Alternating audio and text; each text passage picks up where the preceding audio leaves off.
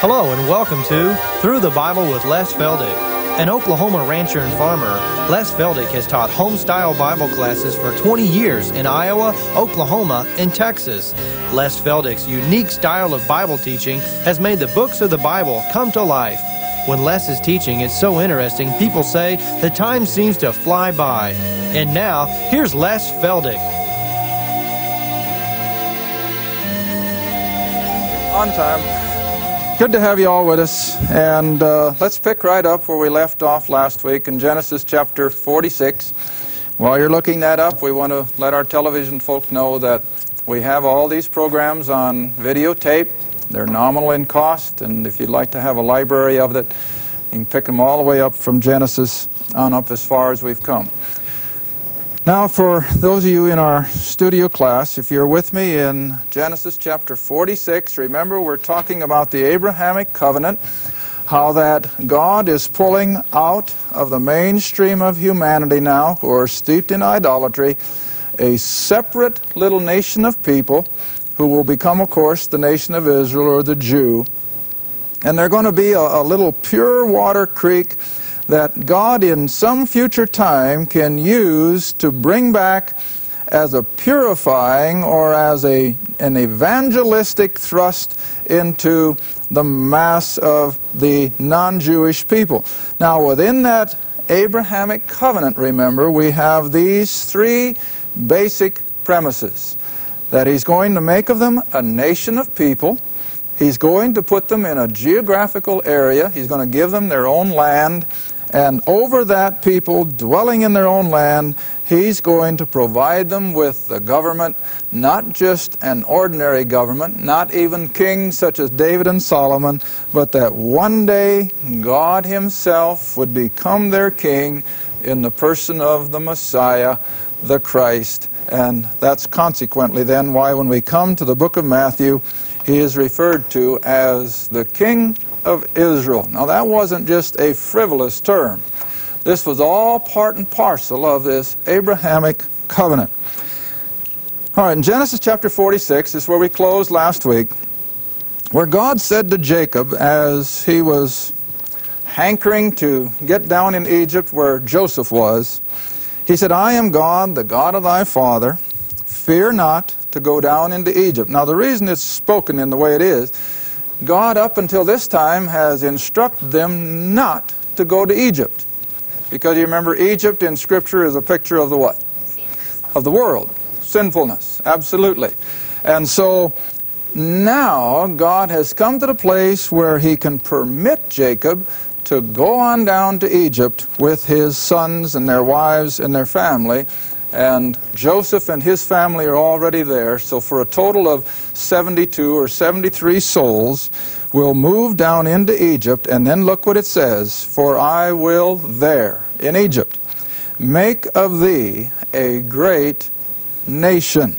Now then, if you'll come to the book of Exodus, and we'll be studying this, of course, in detail when we get there chronologically.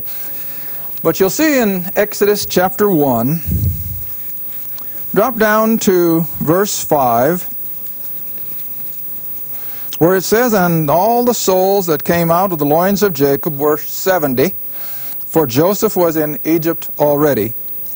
And then verse 7, "And the children of Israel were fruitful and increased abundantly, multiplied, waxed exceeding mighty, and the land," that is, the land of Egypt, Goshen in particular, "was filled with them."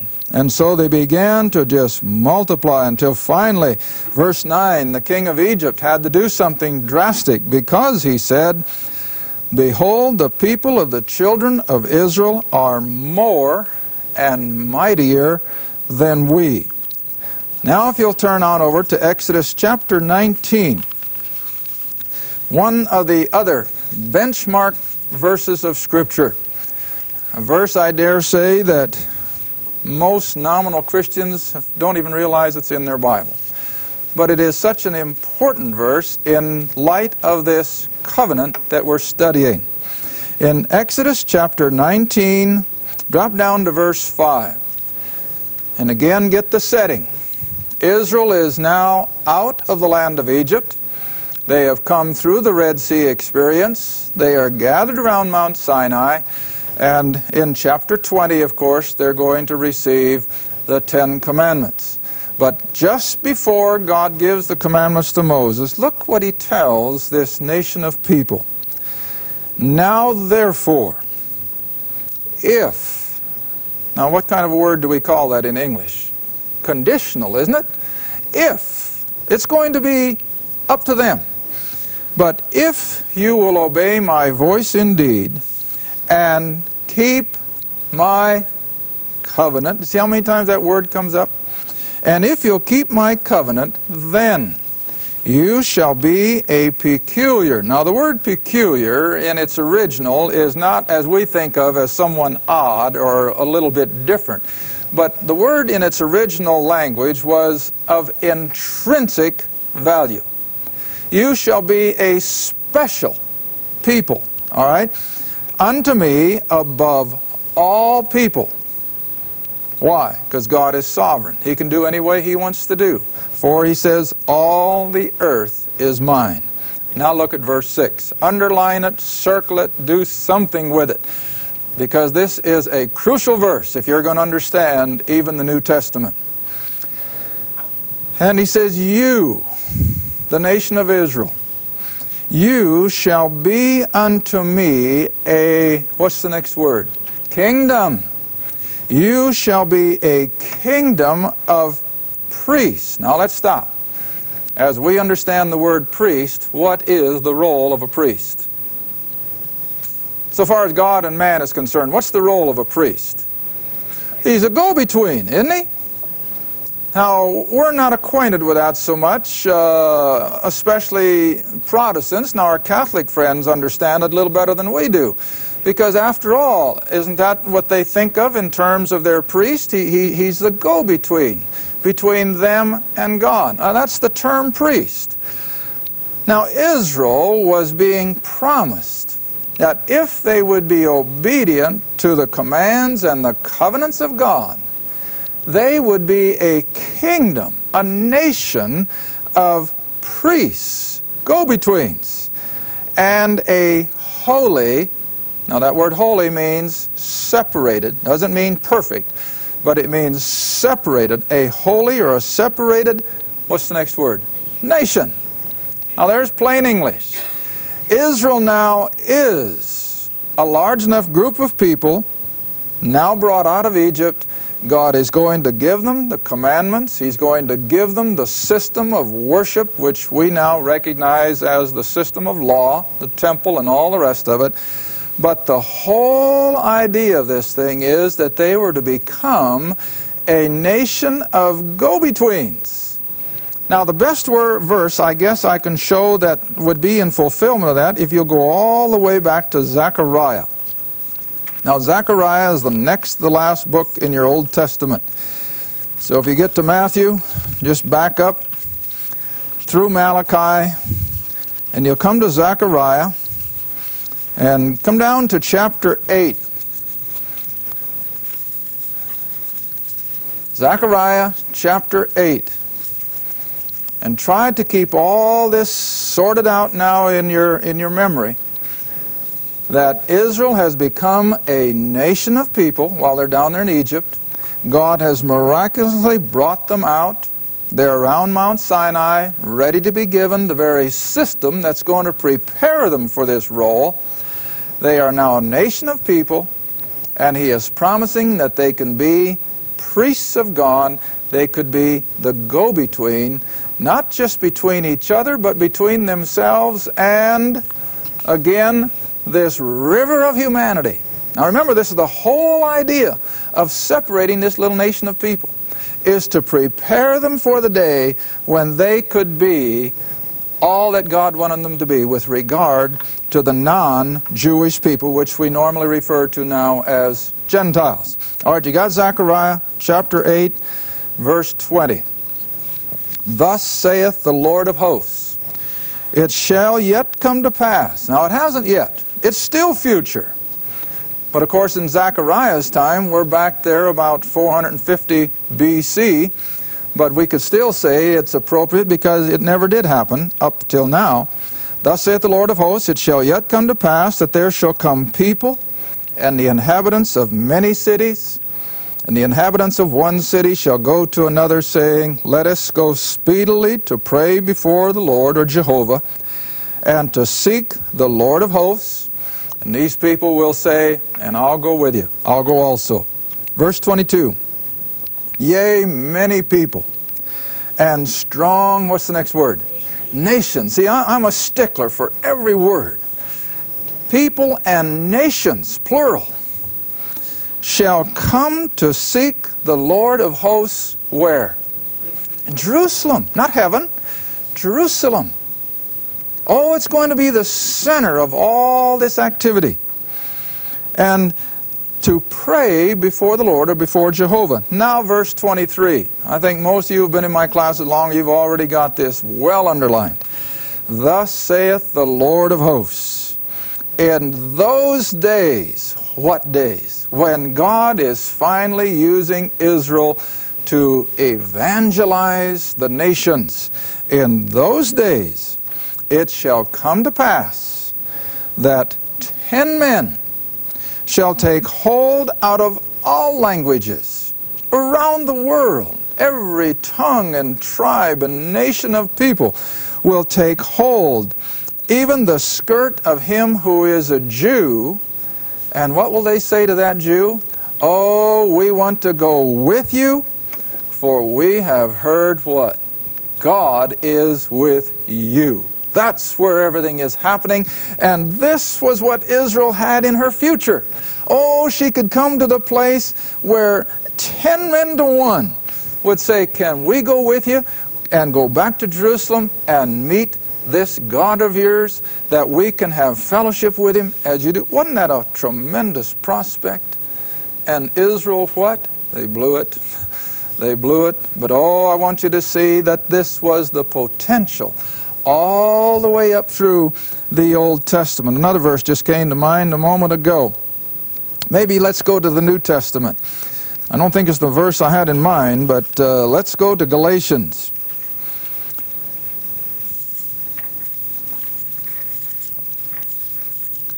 Come to Galatians, and I'm just trying to sort out and see what we can use the quickest and which would be the clearest. I think chapter 3. In Galatians chapter 3,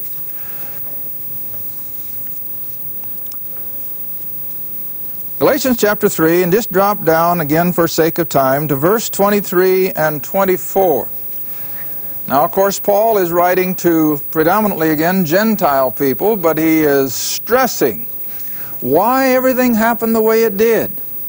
Why has the law now been set aside, and why has God turned to the Gentiles by grace through faith alone? Well, he's recapping.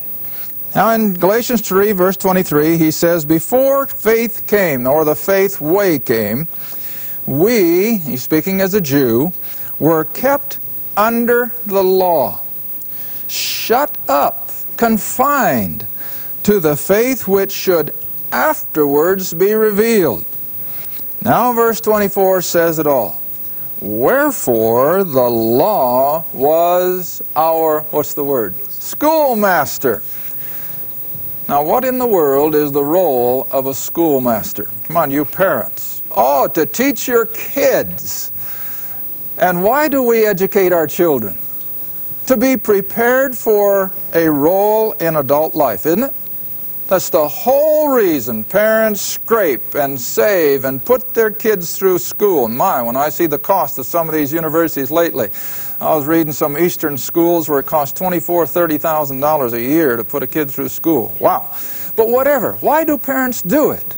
To prepare that child for an active life when he becomes an adult. That's the role of a schoolmaster. All right, now that's what the law was to Israel. For the law was our schoolmaster to bring us unto, or to bring us to the time of the Messiah, the Christ, that we might be justified by faith without the law. See?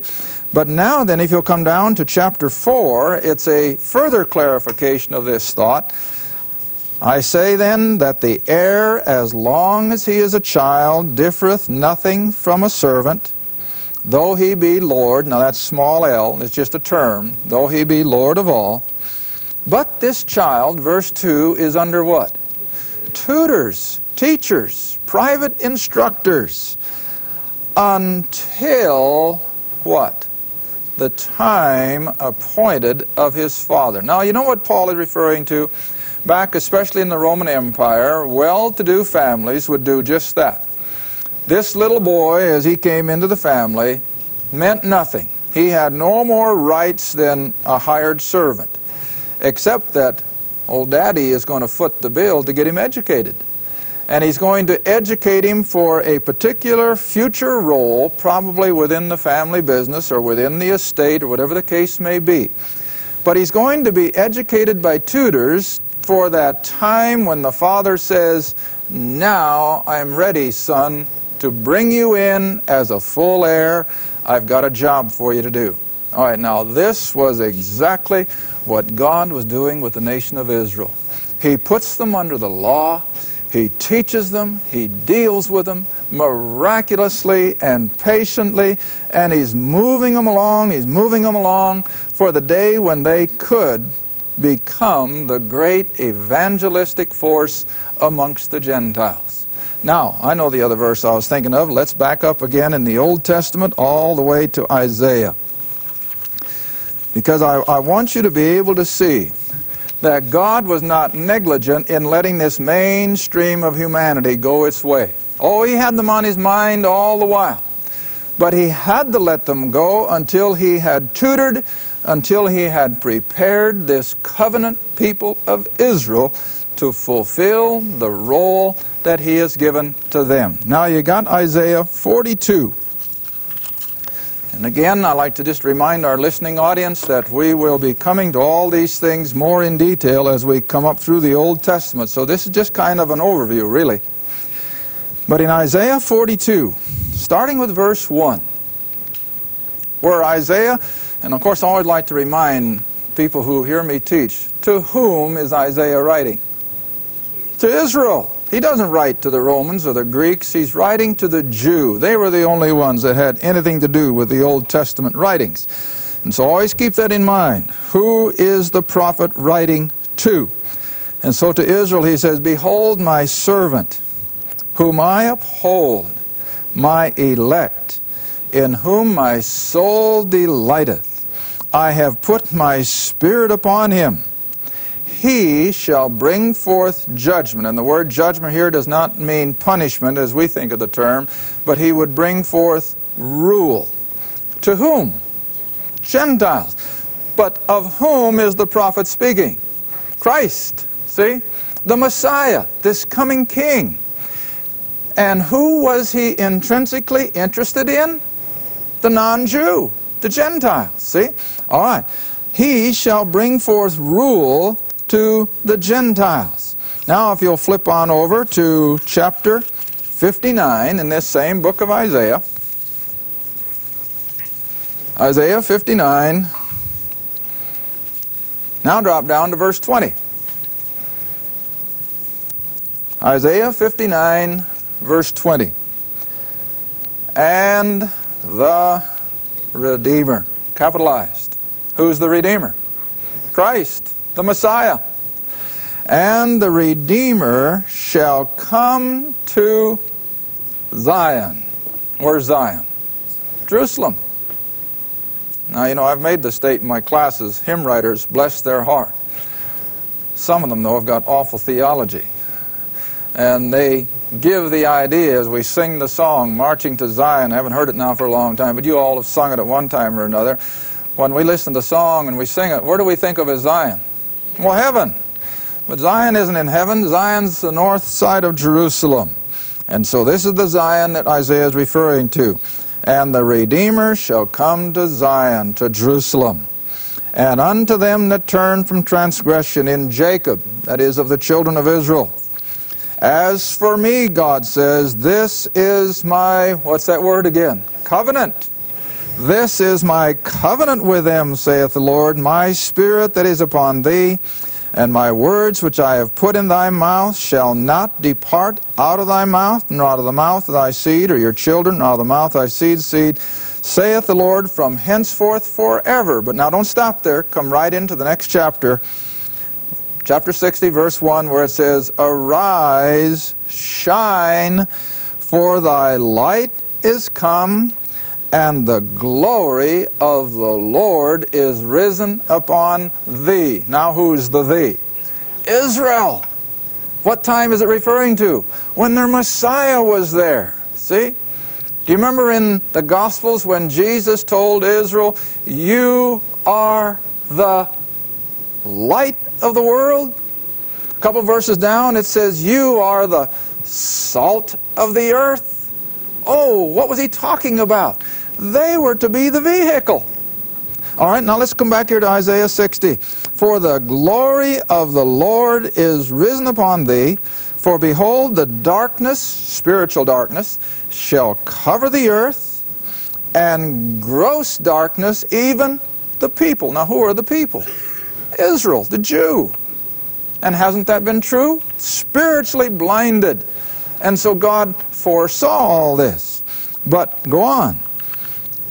But, there's that three-lettered word that makes the difference. But, the Lord shall arise upon thee.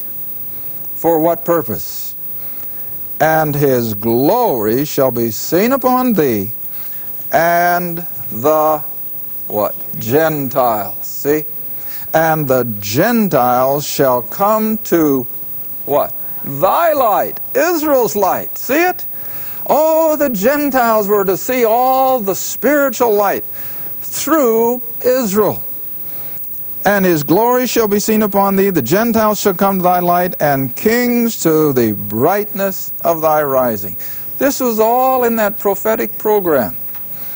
But as I said before, and I'll say it again, Israel blew it. They just totally rejected it, and they couldn't understand it. And as Paul writes in Corinthians, they didn't know who he was. Now, those of you who've been with me again over the years, you've heard me say it over and over. Israel should have known who Jesus was. Israel could have known if they'd have just gone back to the book. But Israel did not know. And so Paul can write in Corinthians that the wisdom of this world was just not comparable to the wisdom of God. And then he says so clearly that had the rulers of this world, had the rulers of Israel, had they known who Jesus was, what does the rest of the verse say? They would not have crucified the Lord of glory. You know it. So why did they crucify him? They didn't know who he was. And I maintain then, for those of you that want to read on ahead of me or study on ahead, now when you get to those early chapters of Acts, what is the great burden of the Apostle Peter? Oh, to stress to the Jew who that was that they had murdered. And that's the word he uses in Acts chapter 2 and Acts chapter 3. And he says, he was the promised one. But God raised him from the dead. And Israel still couldn't believe it. It's just beyond our comprehension. But they could not believe who he really was. All right, now then, if you'll come back to Genesis 12, and let's just take another little run then at some of these other verses with regard to this Abrahamic covenant. And like I said 2 weeks ago, or whenever we started Genesis 12, for those of you listening on television, you're going to have to bear with us. This is unrehearsed and we don't time it, so we're just going to have to end wherever we have to end, and we'll pick it up right away in the same place next week, even though we might be more or less in the middle of a thought or an outline. Now in this Abrahamic covenant, where God has established the fact that the nation of Israel is now on the scene. They have come out of Egypt, several million strong. Now the next thing I want you to have to understand is that God is going to provide them with a piece of land, a part of this old earth's topography. Turn to Genesis 15. We're not going to get far on this segment, but we'll get started. Hopefully we've established that they are to be a nation of people. But God's going to put them in a geographical area. And this is the sore spot of the whole Middle East tonight. That's why it's so appropriate that we're studying this covenant in light of the prophetic aspect as well as the here and the now. Genesis chapter 15. The very same verses are appropriate that we read earlier, where Abram is wondering, how is God going to bring this about, seeing that he's childless? Now if you'll come down to verse 8. Last time we looked at these verses, he was talking about numbers, people. And he said, as the stars are numberless, so are the people that will come of thee. Now, verse 7. God says, I am the Lord that brought thee out of Ur of the Chaldees to give thee this, what's the next word? Land. Here it comes. Now we're talking about real estate. Regular old terra firma. The land to inherit it. And Abram is so human. He comes right back and what does he say? Yeah, but Lord, how do I know that?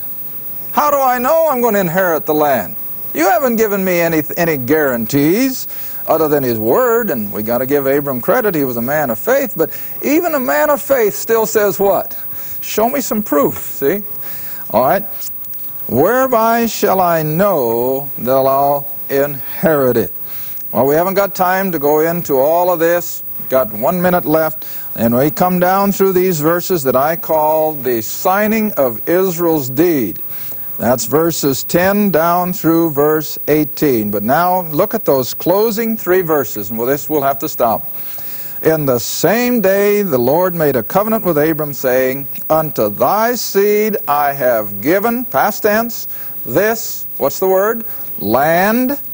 Now look how big it is, and we'll show you on the board perhaps next week. I have given you this land from the river of Egypt to the great river Euphrates, the Kenites, and he lists all the Canaanite tribes, the Amorites, the Canaanites, the Girgashites, and the Jebusites.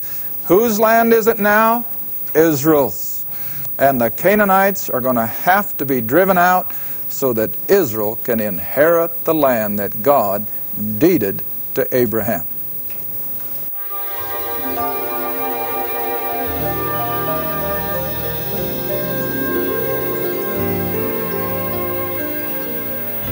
Thank you for watching Through the Bible with Les Feldick. If you would like more information about the Les Feldick Ministries or about this program, write to Les Feldick Ministries, Route 1, Box 760, Kinta, Oklahoma, 74552. That's Route 1, Box 760, Kinta, Oklahoma, 74552. Through the Bible is viewer supported, and your gift is appreciated. Thank you, and be sure to tune in next time for Through the Bible with Les Feldick.